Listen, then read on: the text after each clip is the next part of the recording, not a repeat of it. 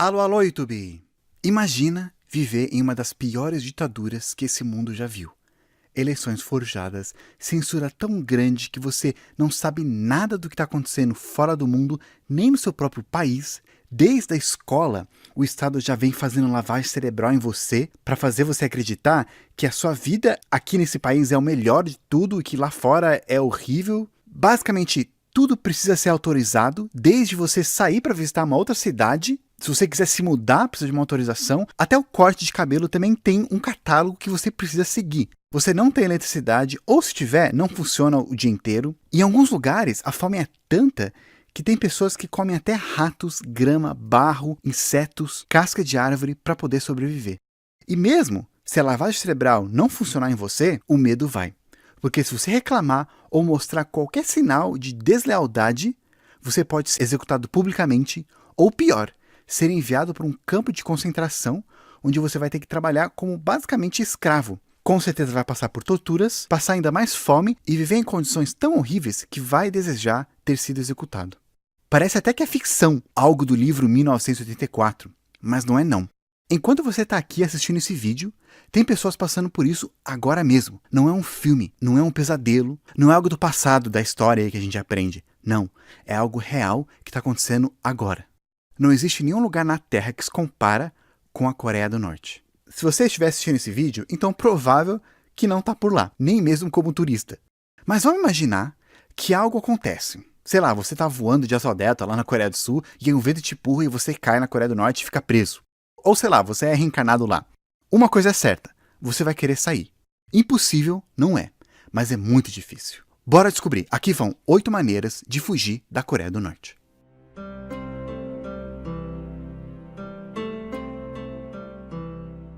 Aproveita a liberdade que você tem e já aperta o like, se inscreve no canal, clica naquele sininho da notificação para não perder os próximos vídeos. É de graça e felizmente eu posso falar o que eu quiser. Bem, pelo menos por enquanto. Vamos lá! Antes, é bom saber quais são os riscos de fugir da Coreia do Norte. O pior deles é morrer no processo. Os soldados norte-coreanos nas fronteiras têm a ordem para atirar em qualquer um que estiver atravessando. Mas isso é até bom, sabe? Porque se você for pego, vai ser imediatamente enviado para aqueles campos de concentração que já falamos antes. Então uma coisa é certa, você tem que estar disposto a arriscar sua vida. Tanto que muitos refugiados estão prontos para tirar a própria vida deles caso alguma coisa dê errado. Também, se por acaso você conseguir fugir, é bom não ter deixado ninguém lá na Coreia do Norte, porque eles têm uma política de culpa por associação. Ou seja, você foge, eles podem prender de 2 até 3 gerações a partir de você, até mesmo teus amigos. Então, se você não tiver família, é melhor, mas se tiver, tenta levar eles contigo. Como fazer? Primeira maneira, pela Coreia do Sul. O caminho que parece mais óbvio é pelo vizinho logo embaixo, a Coreia do Sul. Além deles estarem super perto e fazerem fronteira com a Coreia do Norte, o governo da Coreia do Sul, ele clama legitimidade de toda a Península Coreana. Ou seja, todos os cidadãos que moram aqui são cidadãos sul-coreanos, de acordo com o governo.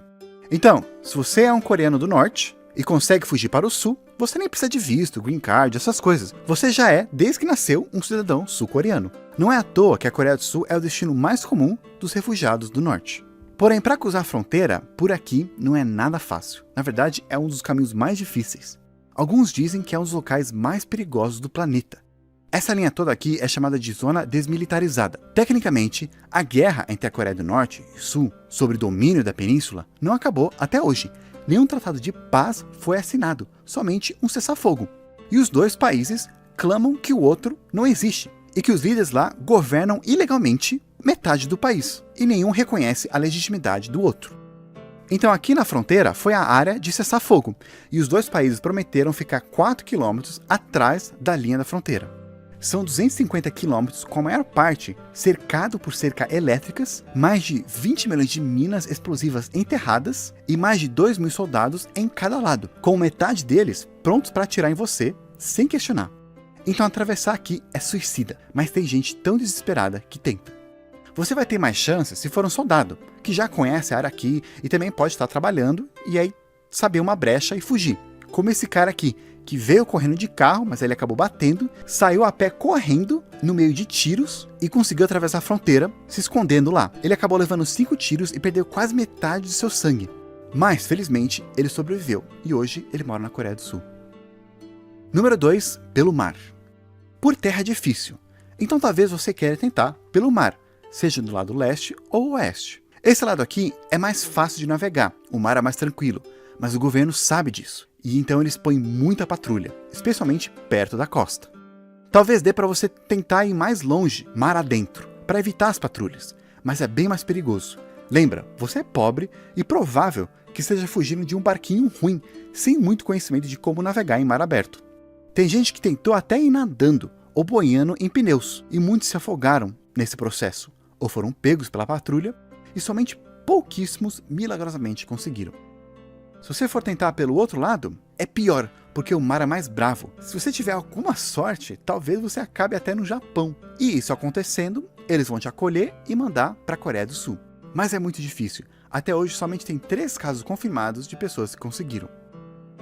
Método número 3, Embaixada da Coreia do Sul. Então ir para a Coreia do Sul direto, ou até talvez ir para o Japão, é quase impossível. Resta agora tentar ir para a fronteira lá no norte. E a Coreia do Norte faz fronteira com 2 outros países, a China e a Rússia. O problema é que, diferente do Japão, esses 2 países eles são mais amiguinhos da Coreia do Norte. Ou seja, se eles te pegarem no território deles, eles vão te mandar para a Coreia do Norte. E aí, game over.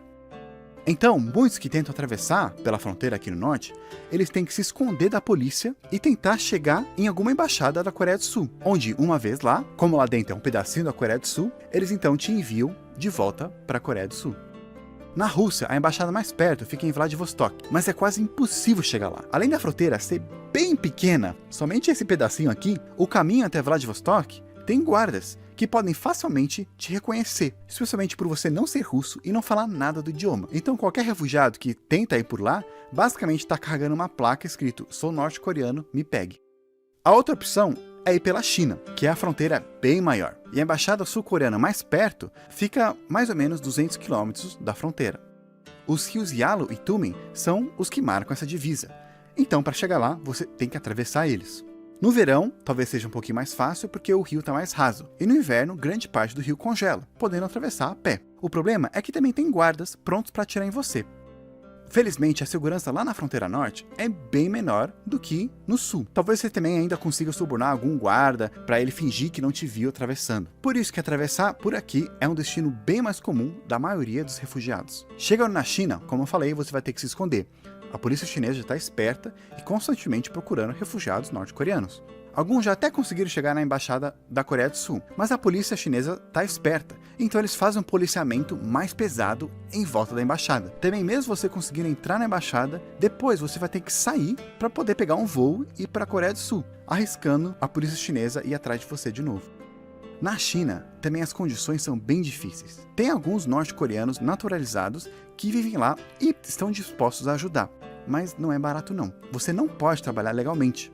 E além da polícia, também você corre risco de ser pego pelo tráfico humano e ser vendido como escravo para trabalhar ou escravo sexual. Tanto que a maioria dos norte-coreanos ilegais na China são mulheres vítimas do tráfico humano. Como é bem difícil então chegar na embaixada, vários refugiados procuram uma outra opção: ir para um país vizinho que os mandaria para a Coreia do Sul e não o norte. Mas a China é enorme. Ir para o oeste é longe, difícil e não é garantido que os países lá te mandariam para o sul. A Rússia já sabemos que não. A Índia até ajudaria, mas para você chegar lá você tem que atravessar o Himalaia, que é impossível. De todos os 14 vizinhos da China, grande parte é amiga da Coreia do Norte, sobrando então a Mongólia e a Tailândia, 2 países que, chegando lá, te mandariam para a Coreia do Sul. Então primeiro vamos ver a Mongólia. Parece uma opção bem melhor, porque é bem mais perto, mas chegar lá não é fácil também não. Tem a opção de pegar transporte público, trem, ônibus, essas coisas. Mas os guardas chineses constantemente fazem inspeções ou blitz no caminho, especialmente nesses transportes. E eles sabem reconhecer norte-coreanos, ainda mais se você não fala chinês fluentemente. Por isso que muitos norte-coreanos, quando eles chegam na China, eles têm que mudar as roupas, ganhar peso, talvez até mudar o penteado e se maquiar diferente, para poder se misturar mais entre os chineses. Quanto mais perto da Coreia do Norte você estiver, mais os guardas estão acostumados a encontrar os desertores. Além disso, não é só chegar lá na fronteira com a Mongólia e cruzar. Todo o país tem aqueles postos de entrada e saída que checam passaportes e tal. Então, para você sair da China e entrar na Mongólia, você vai ter que passar por um posto chinês e o cara lá não vai deixar você sair. Ou seja, você vai ter que passar pelas partes das fronteiras que não tem controle. No caso da Mongólia, é o deserto de Gobi, um lugar cheio de dunas de areia, temperaturas oscilantes e animais selvagens. ou seja, não é nada seguro. Tem uma história muito interessante de uma mãe e uma filha que foram por esse caminho. Elas chegaram na China, ficaram escondidas, até foram vendidas como escravas, mas depois organizações humanitárias ajudaram elas a fugir, elas juntaram dinheiro e foram lá atravessando o deserto, com uma bússola e depois seguindo as estrelas. Finalmente elas conseguiram chegar na Mongólia, mas lá elas levaram um susto quando guardas da Mongólia falaram que iam levar elas de volta para a China. Eles só as acolheram quando as duas ameaçaram tirar a própria vida caso eles fizessem isso. Hoje, a filha tem um canal no YouTube e eu recomendo vocês darem uma olhada lá se vocês quiserem. Ela fala bastante sobre a vida lá na Coreia do Norte.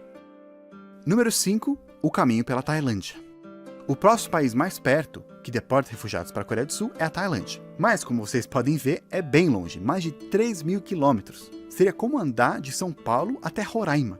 Então, é bem demorado e arriscado fazer isso a pé. Felizmente, como vimos, tem trem e ônibus. Mas, por outro lado, a polícia ainda continua de olho. Se você conseguir chegar lá na fronteira do sul, ainda não acabou. Por quê? Como vocês podem ver também, a Tailândia não faz fronteira diretamente com a China. Ou seja, você tem que passar por Laos. E se eles te pegarem, eles também vão te mandar de volta para a Coreia do Norte.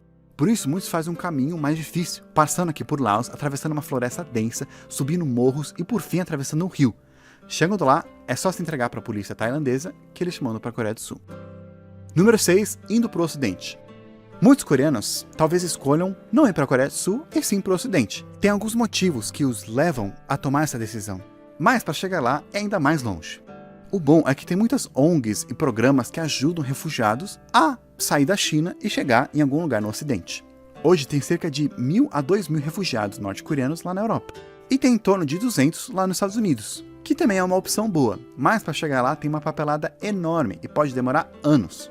Teve um cara que depois que conseguiu chegar lá na Tailândia, quando ele viu que poderia demorar anos para os Estados Unidos o aceitar como refugiado, ele então entrou num barco que ia para a Argentina. Chegando lá, ele viajou por terra, atravessando a América do Sul, América Central, chegou no México e aí junto com alguns mexicanos ele atravessou aquela famosa fronteira e hoje está nos Estados Unidos com cidadania norte-americana. Número 7. Campos de concentração. Uma outra maneira, mais rara, não é fazendo toda essa fuga não, mas pela Coreia do Norte mesmo, através dos campos de concentração. Sim, parece suicídio, mas incrivelmente a Coreia do Norte ela aluga alguns de seus trabalhadores naqueles campos de concentração para trabalhar em outros países, onde as condições não são tão boas, mas possivelmente são bem melhores que lá na Coreia do Norte. Além disso, uma vez você chegando lá no país, você não precisa atravessar um rio para fugir, é um pouquinho mais fácil. Porém, essa maneira é um pouquinho difícil, por quê? Porque para ser selecionado e fazer parte dessa equipe de trabalhadores, tem todo um processo. Você tem que estar bem fisicamente, tem que ter um bom histórico de lealdade do partido e ter uma família para poder deixar lá na Coreia. Por que isso? Sim, caso você fuja, eles vão ter alguém para manter como refém. Então você vai ter que ver uma maneira de fazer a sua família fugir também lá na Coreia do Norte, ou vai ter que abandonar eles, o que infelizmente também já aconteceu. E por fim, a última maneira não é para todos, somente para a elite norte-coreana. Como eu falei lá no começo, tem tipo de um sistema casto lá na Coreia do Norte. E no topo são as famílias mais importantes, a elite, que são famílias mais próximas do governo. Eles têm mais dinheiro e com dinheiro você consegue pagar para ajuda durante todo esse processo, principalmente a sua estadia na China e a viagem para a Coreia do Sul. Tudo isso custa em torno de $18.000, um preço impossível para um norte-coreano normal, que ganha em torno de $1.300 por ano. Diplomatas, quando eles viajam para outros países, eles também têm que deixar sua família lá na Coreia do Norte como garantia, até mesmo diplomatas. Mas teve esse cara aqui, que por ser muito influente lá na Coreia do Norte, ele conseguiu convencer os caras lá de poder levar sua família numa viagem para o Reino Unido. Chegando lá, eles fugiram e foram para a Coreia do Sul. Esse cara é um cara com nível hierárquico mais alto que conseguiu fugir da Coreia do Norte nos últimos anos. E hoje ele é um grande ativista contra o governo da família Kim. E ele até recentemente se tornou o primeiro norte-coreano a ganhar uma eleição no Congresso da Coreia do Sul. E aí está, 8 maneiras de fugir da Coreia do Norte. Infelizmente, mesmo se você é um dos poucos que conseguiram fugir desde o final da guerra, ainda assim você tem que ficar de olho, porque a Coreia do Norte tem espiões espalhados pelo mundo. E alguns foram atrás de desertores, pegaram e trouxeram de volta para a Coreia. Infelizmente, desde que o Kim Jong-un, o atual líder supremo da Coreia do Norte, entrou no poder, ele tem adotado novas medidas para dificultar a fuga de novos desertores, deixando mais difícil, colocando mais patrulha na fronteira do norte, punições mais severas para quem foge, também para os guardas que deixam, não deixando ninguém sair, e o número de pessoas que têm conseguido fugir tem abaixado bastante. Até que este ano, até agora, também por causa do Covid, somente 2 pessoas conseguiram fugir. E essas 2 pessoas já estavam vivendo na China. Então a gente não sabe se tem alguma pessoa nova que conseguiu fugir recentemente. Olha, a gente tem que ser grato por não precisarmos passar por nada parecido com isso aqui. Então, a próxima vez que você ou eu formos reclamar de alguma coisa na vida, vamos pelo menos reconhecer um pouco as coisas boas que a gente tem. E pensar que nesse momento tem pessoas que dariam até a vida para poder ter essas coisas para reclamar. Ou pelo menos ter a liberdade ou o direito de poder reclamar. Eu vou ficando por aqui e até